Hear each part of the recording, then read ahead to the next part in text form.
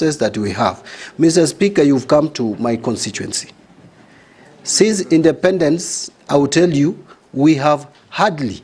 Now, in fact, the first time we saw a black surface in my constituency in terms of tarmac road was in 2017 when we had a small stretch and then the work stopped. It's about 4 kilometers. What would you say if you go to North Hor? No, and I'm just giving you the example of my constituency. Yes. And I know it's worse even in other places. Yes. Where even having a Maram road that is usable is a challenge. So we must apply the resources of this country equitably, and that was the sense of devolution, but we must also make sure that the national government funds, which is still holding about 85%, is actually applied equitably. On the issue of keeping money at homes, we must strike a balance here, Honorable Raso.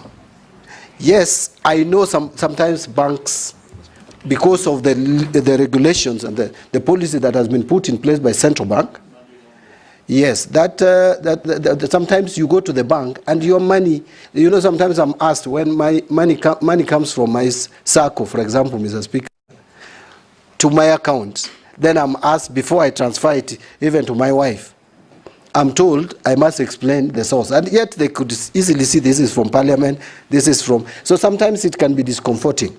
But we must balance that with international requirements, best practice. We are not operating in isolation, Mr. Speaker. Right now, through the Financial Action Plan Task Force, which is accepted internationally, and Kenya is a member of East and South African anti-money laundering group, where we have 22 countries. And actually in this August, Mr. Speaker, I am likely, if you approve my appointment, to chair a council meeting of ministers on this matter. We have set rules that we have agreed on, that we have signed to, so that we are accepted. Our financial system is accepted globally. If we fail to comply to some of what we have signed for, Honorable Raso, we stand at the risk of being blacklisted from the international market, and that has attendant consequences, which we would not want to get. Nominee, you know, the issue on Raso's question is actually not banks making it difficult for people to deposit money over $1 million. I think it has been revised to 2. It's still 1 million. I think it's still 1 million. The issue is that the banks have completely misunderstood the concept and the philosophy. Because what the concept was is that if it is suspicious, you don't stop anybody from banking the money. But if it's suspicious, then you make a report to the Financial Reporting Center or any other authority. So people should not be prevented from banking money simply because it's over $1 million. But the moment the bank manager finds or feels that this money may be from a suspicious source, receive the money, hold it in abeyance, then he report. Because it's very risky for people to keep money in their homes.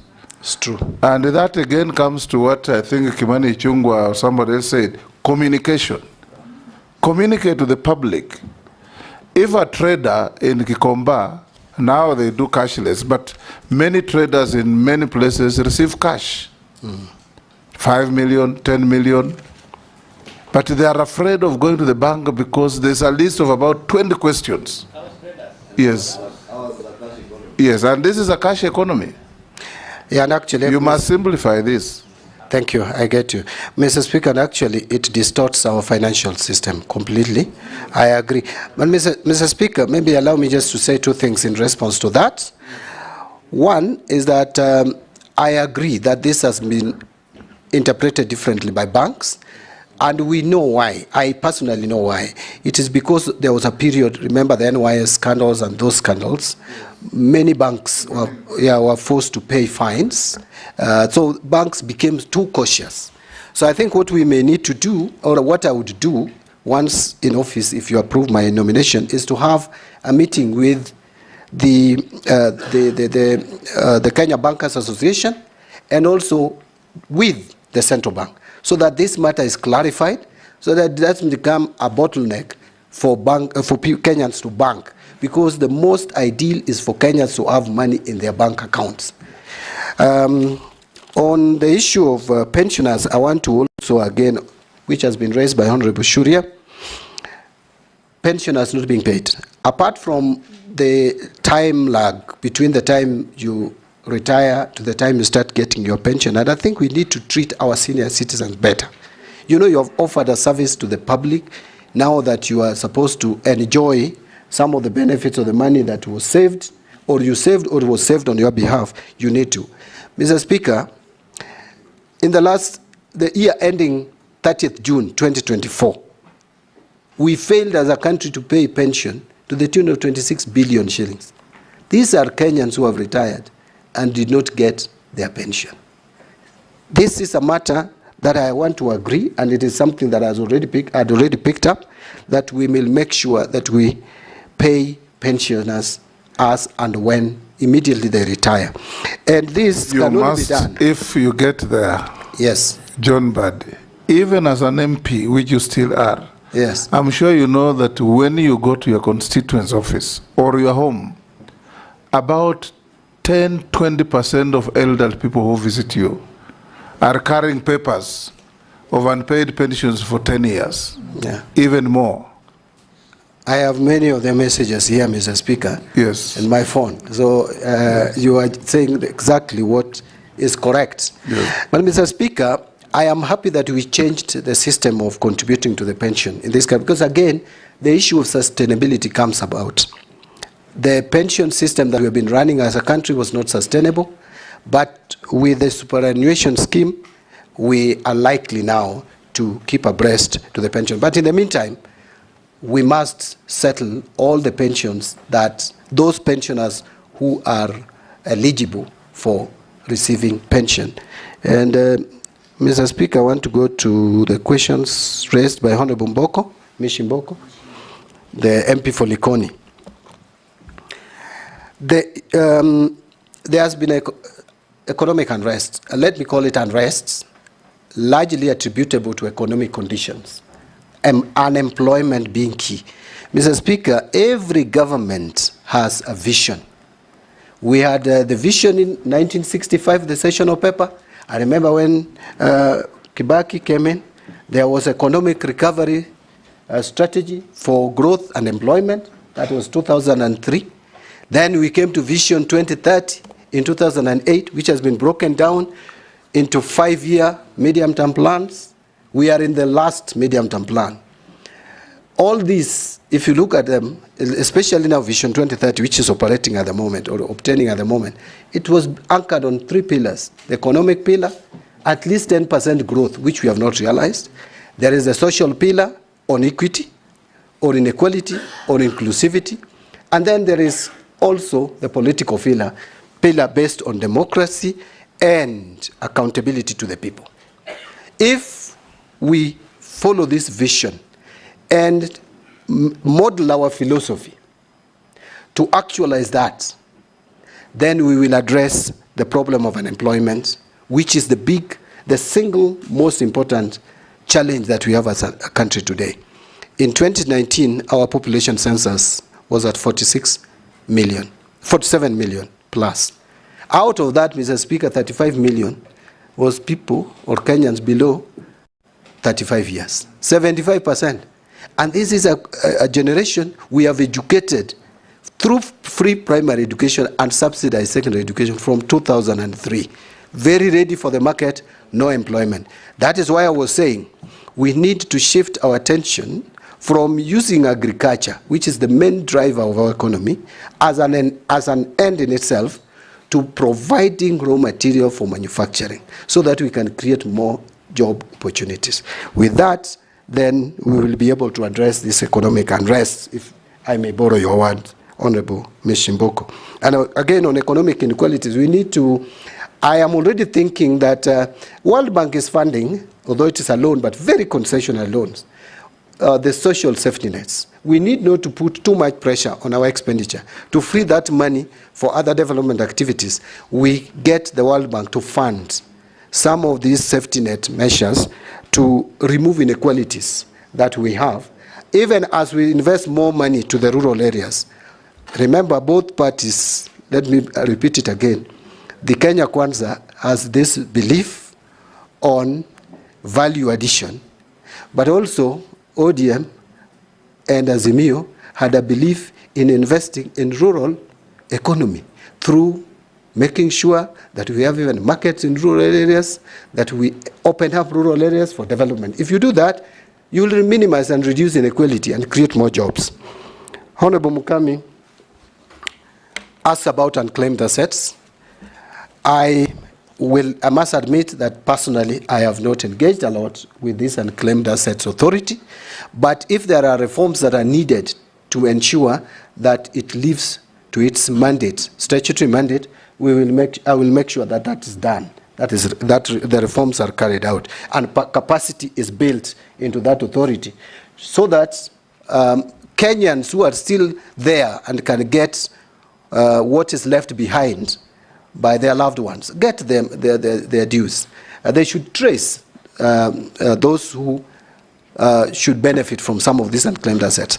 But the amount I think what you should, if you get there, that is, improve is how to manage those unclaimed assets. Yeah. Take, for example, a person dies intestate, unmarried, but has relatives. You had a bank account to which you are the sole operator. You've left money there. The Unclaimed Assets Authority should get the banks to give them the details, which must be available, so that they publish for the next of kin of such fellows to come forward. But what they do is they just treat it as unclaimed assets and proceed to take the money. And that is not right.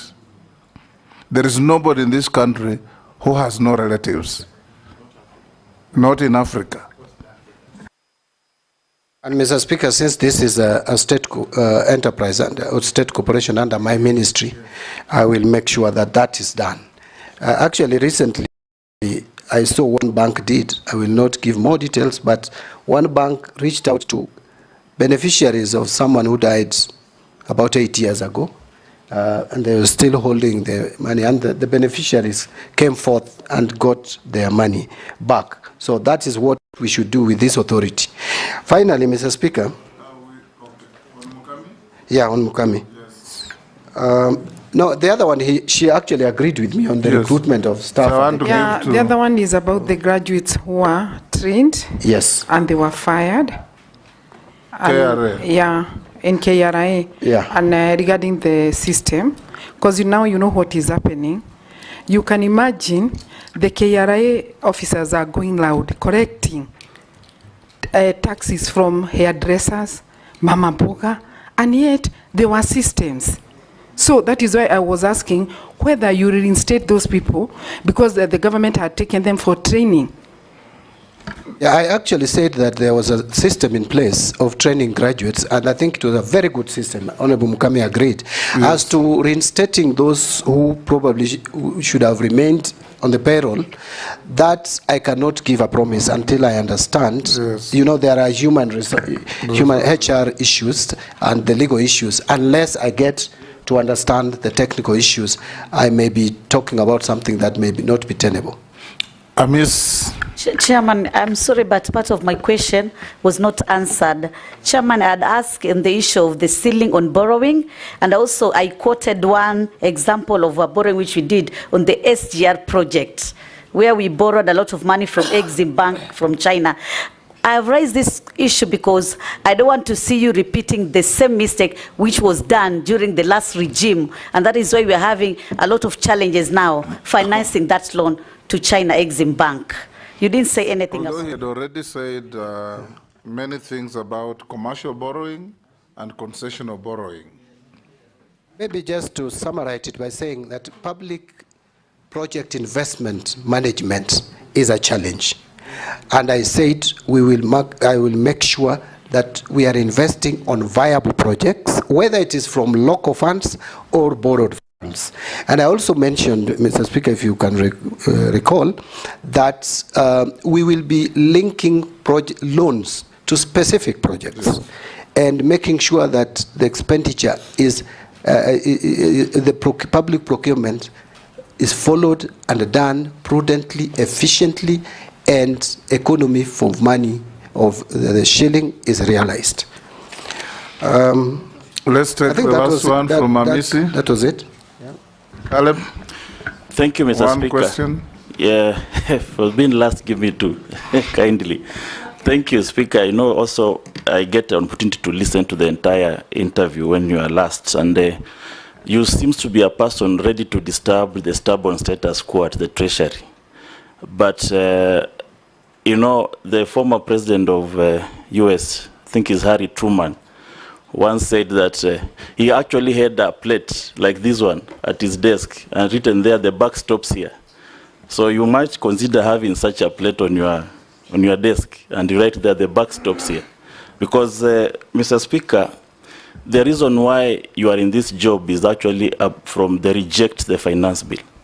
So you are going to be at the center of budgeting and the financing for that budget. One of the ways of raising, you've said the revenue from the loans, borrow either domestically, externally, or grants. There is the aspect of domestic borrowing from the diaspora. I've studied 3 countries, Tajikistan, Nicaragua, and the Philippines, and even India. They have one of the highest diaspora remittance. And in fact, for Philippines, almost 35% of their GDP is from diaspora remittance. 26%. 26. Yes. Some countries are as high as 30. I've studied them. In fact, I'll give you a report. You also study. And if you can also zero down to diaspora and make something like a diaspora bond or diaspora infrastructure bond, where the government borrows from it, and the diaspora, because you see Kenyans demonstrating in London, because they have an interest in this country, wherever they are. So they fail to remit that money and invest here, and invest elsewhere.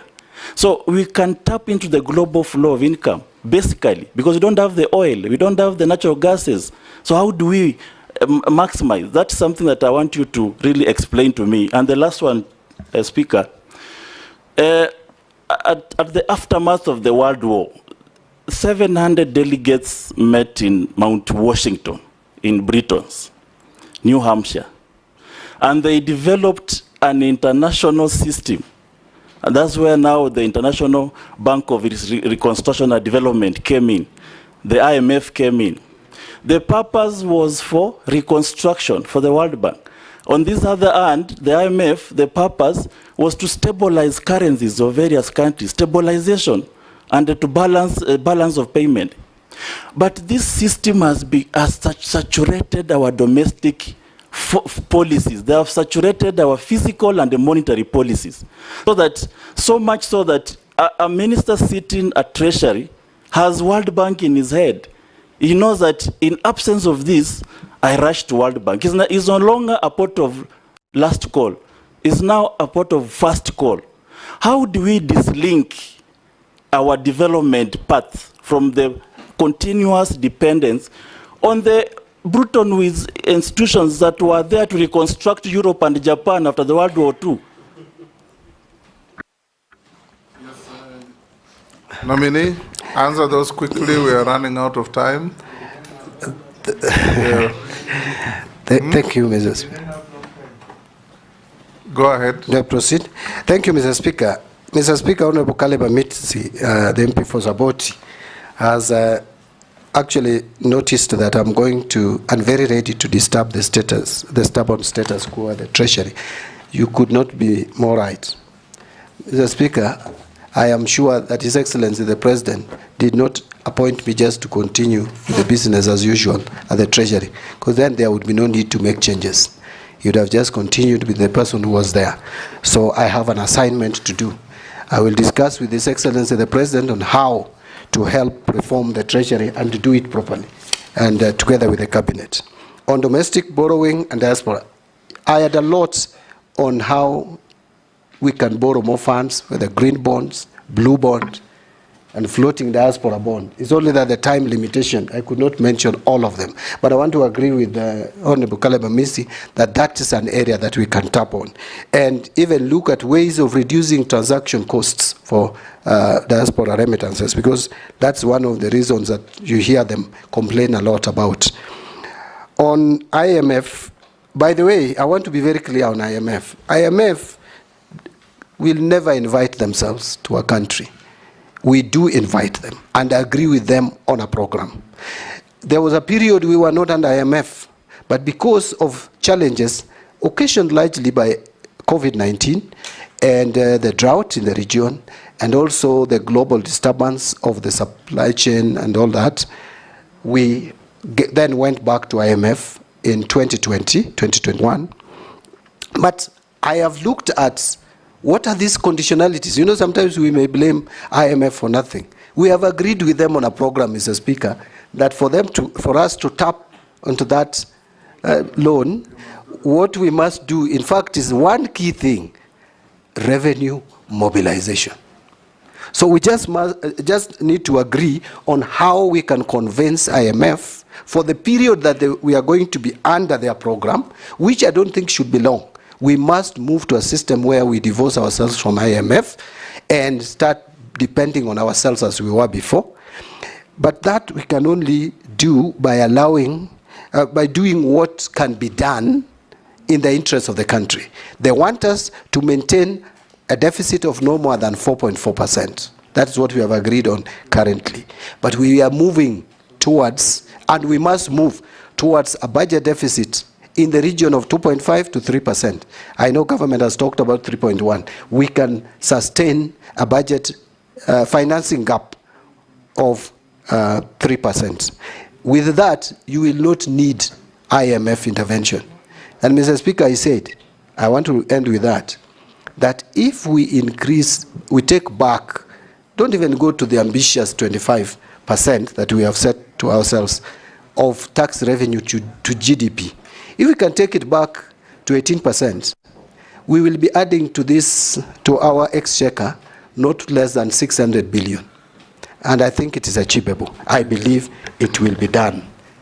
Thank you, nominee. A quick run in a few issues thrown at us by the public. Some you have already spoken to. Are you aware that interest rates on loans are all-time high? What will you do to save Kenyans from exploitation by banks? Does Mbandi believe in single portal for tax revenue collection?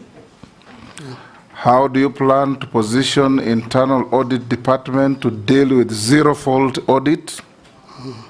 Confirm or deny allegations of corruption at the University of Nairobi? I don't know whether when you are there or now, they're not saying. What are you going to do on unpaid refund from KRA for insurance agents? How will you expand tax base on how will you reduce tax evasion and increase compliance? Prioritize payment to UHC and JSS staff. Will you do that when you get in? How will you deal with late capitation to schools? Whether you will make public contracts like SGR with public with Kenyans, because Kenyans have been asking for that, just as you have said that you will make public debt public. Housing levy, will you tell Kenyans where this fund is domiciled? Is it in consolidated fund? Or is it in treasury bonds? Those are from the public. There is also, how will you promote the informal sector in Kenya? For instance, would you propose that all government offices procure locally manufactured furniture?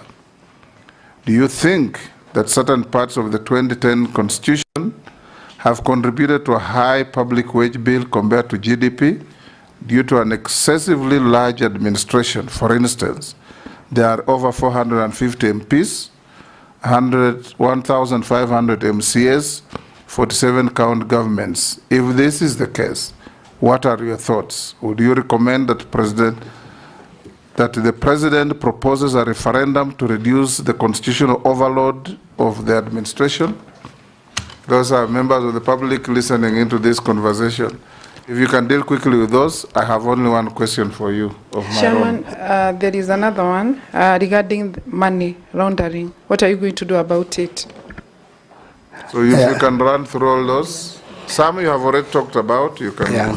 Actually, even the question by Honorable Mukame, I think I talked about that. You did. We are even hosting a regional body. Kenya is trying to comply. Yes. By the way, I would have to. Mr. Speaker, I'll just pick on a few. Interest rate, I think we talked about. Of the public watching these proceedings, and I think that's very good. Interest rate is high. It's now at 13.3%. It has moved up. But part of the reason why monetary policy, CBK came up with this monetary policy was to reduce inflation. You know, it was at a point when inflation was very high. Our inflation had reached 9.7% in 2022 October. So it had to come down. We had to cool the economy. Yes, Junet? The Speaker, nominee, interest rate is not at 13%. 13% is the CBK monetary policy rate. But the interest rates now banks are charging us 20%, 21%. 20 plus. 20 plus, not 13, Chairman. Thank you, Honorable Junet, for helping. By the way, you know, when accountants... You know, Junet is a trader, so he knows. When accountants talk about interest rate, we only talk about the the CBK rates, the interbank lending rates and all that. So the rate, the base lending rate is at 13.3%. Let me make it clear. And that gives rise to even 20% charged by banks based on risk assessment. So this was done to cool the economy. But I think when I made my initial contributions, I said it has reached a point where we have to now balance between controlling inflation and making money available to the private sector. Mr. Speaker, remember there was a time banks were chasing us all over the place to take money using pay slips. It's not there anymore. Why? Because government has become the single most important customer to banks. So it is between chicken and egg. Which one comes first? Do we cut on our expenditure? Do we reduce money that we borrow domestically first? Or do we reduce the rates first? So that's the issues that we need balance. So I'll have a meeting with the Central Bank and Kenya Bankers Association to address this matter. If I am confirmed.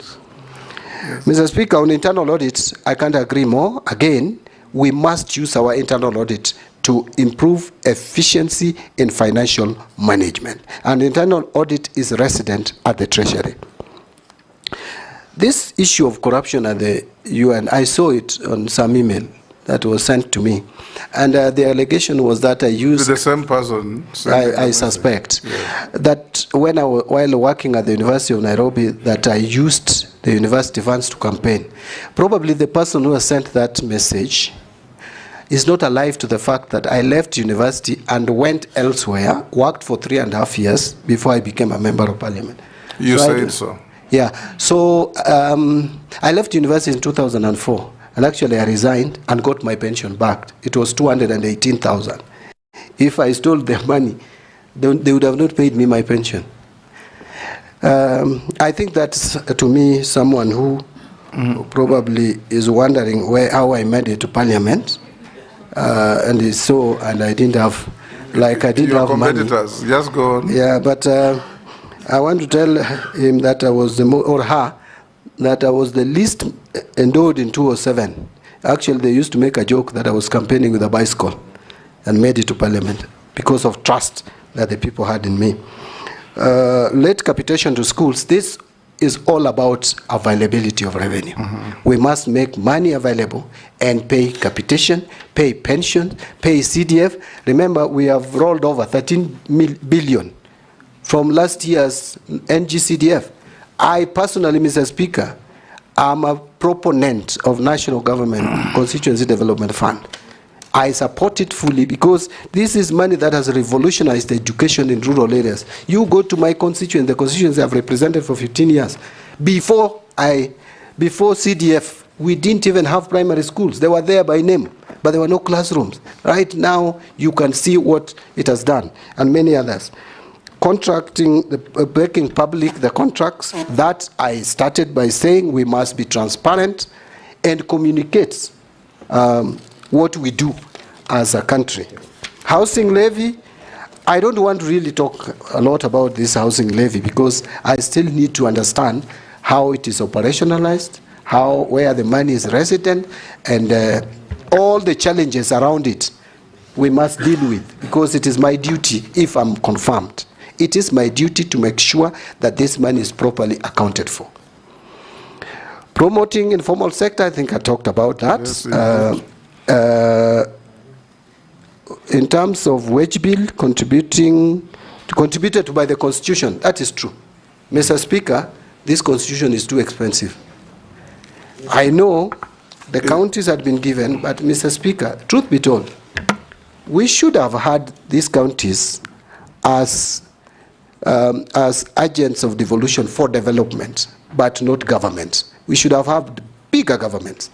Where you have now, you go to Vihiga, Mr. Speaker, it's a county with governor, deputy governor, you have CCs, 10 of them, you have county assembly, you go to Busia, chief officers, it's the same, chief officer, all that. You go to sub-county administrators, yeah, and ward administrators, village administrators, you name it. Yes. Mr. Speaker, there is even a clamor, very outrageous, for more counties.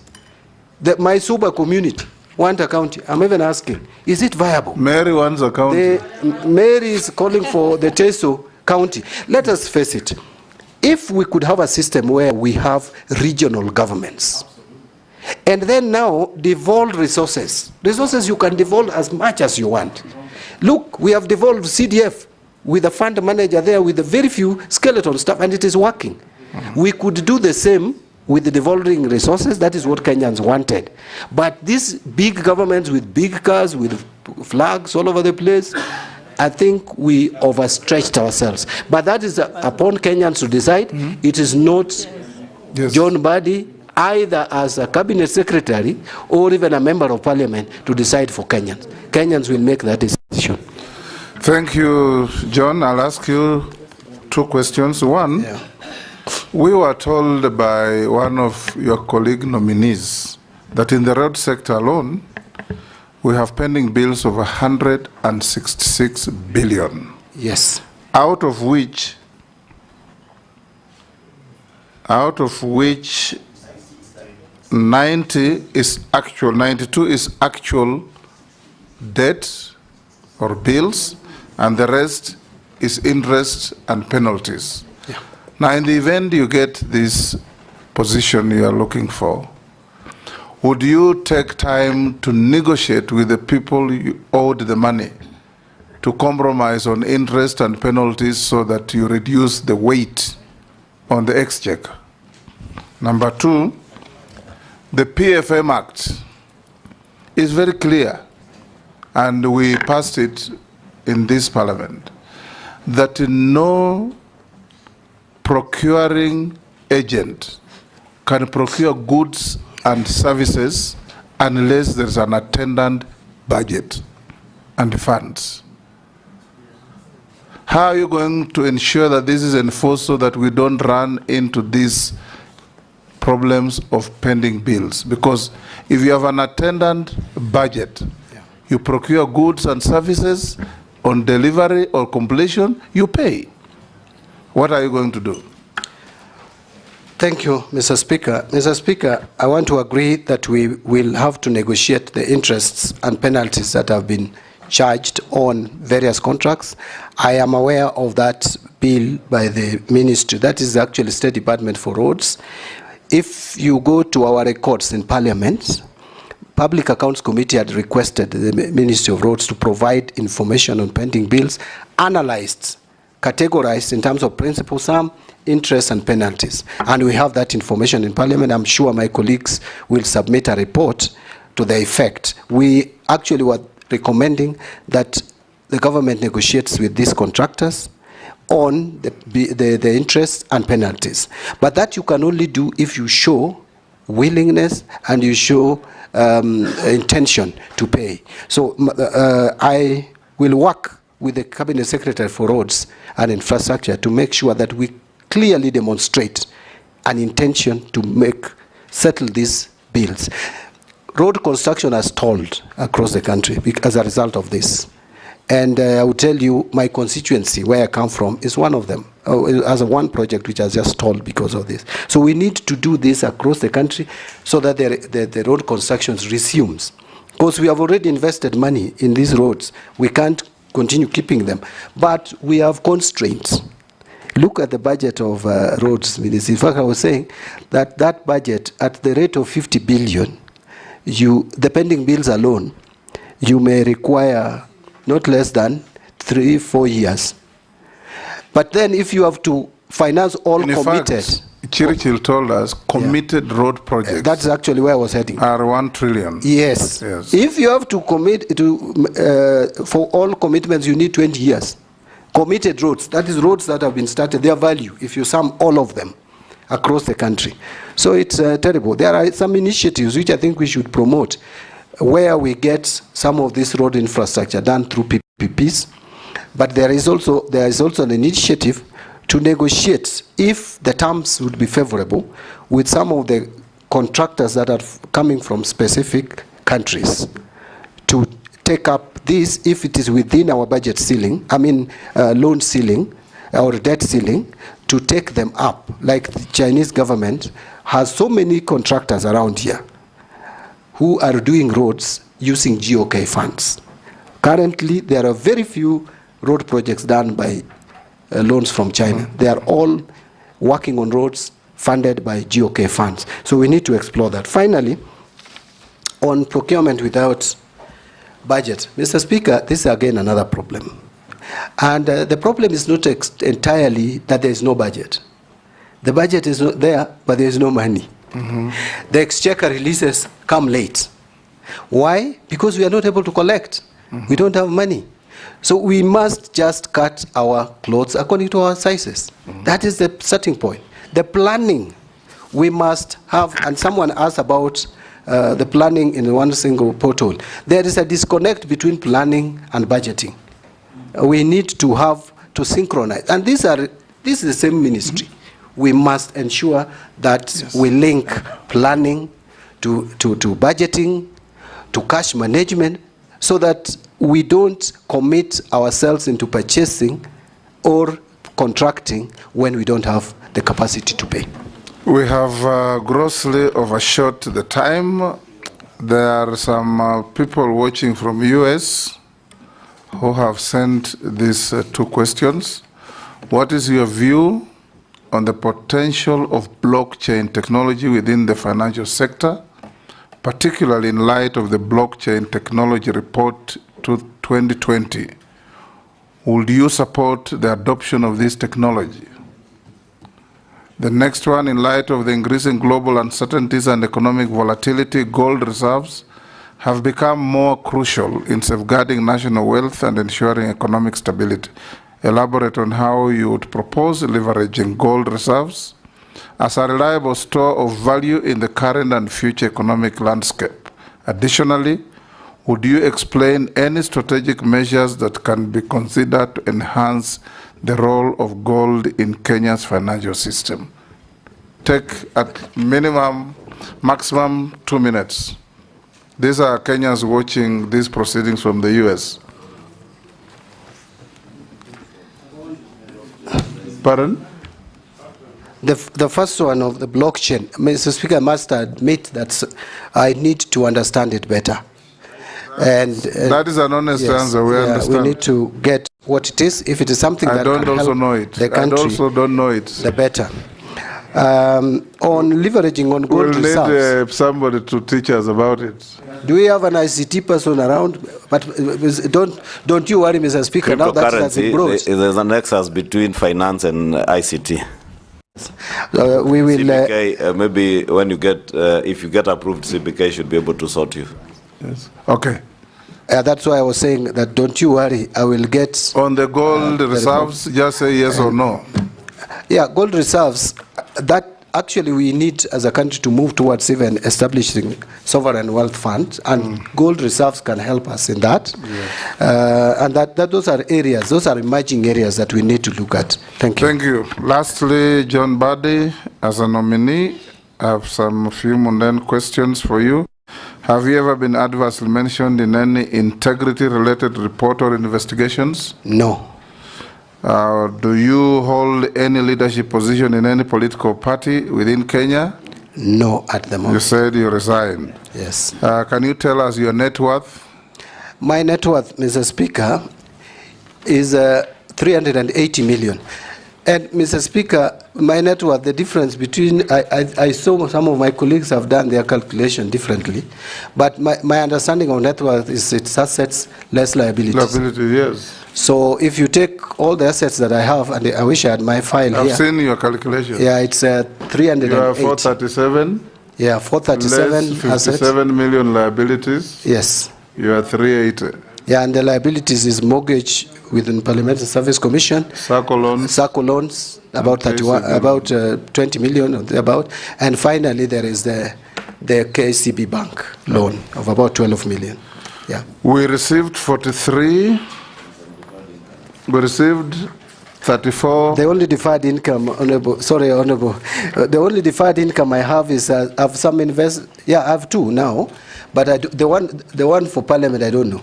The pension, I don't know how much it will be, so I didn't. It will be calculated. But there's one which I have with ICA of about 6 million. Your pensionable now it will be calculated. Yeah.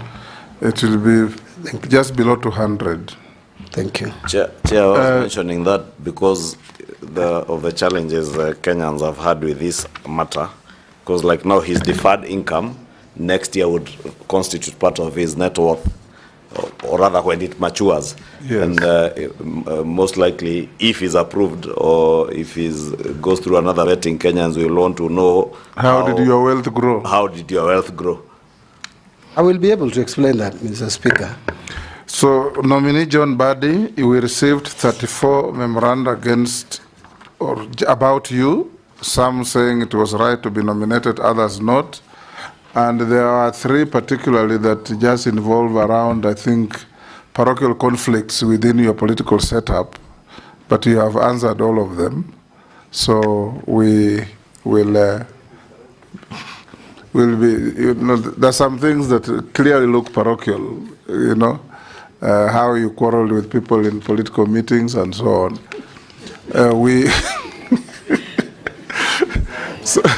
So we've also looked at your documents and cross-checked with what we have, and we found them correct. So unless you are lawfully held, you are released to go to your other duties. Thank you. Today is your Sabbato. Yes. So you can go to church. Thank you, Mr. Speaker. In fact, Mr. Speaker, I requested for my date to be changed, but the only time which was available was still Sabbato.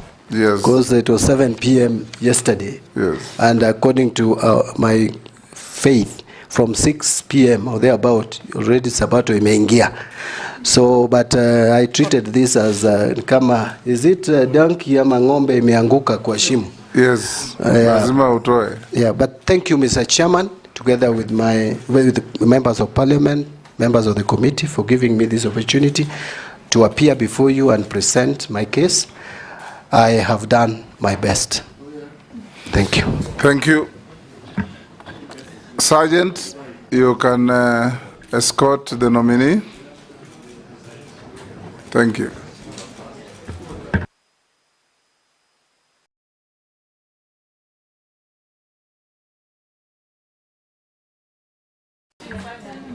Pardon, we'll give you 5 minutes. And let me also say this. Of course, this was a candidate of immense interest, given the importance of the docket There will be others with less immense interest. So we'll recover the time we have overshot with the next or the other. Yes.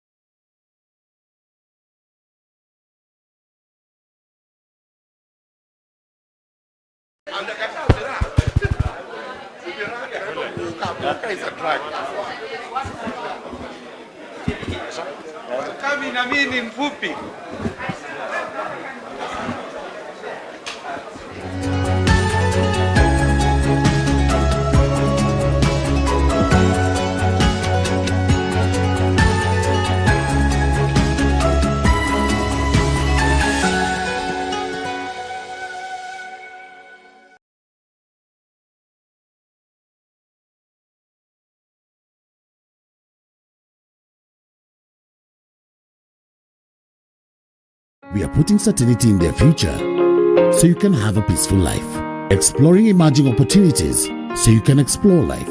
Covering your health so you can share your well-being with others. Taking care of your investments so you can enjoy the fruits of your wise decisions.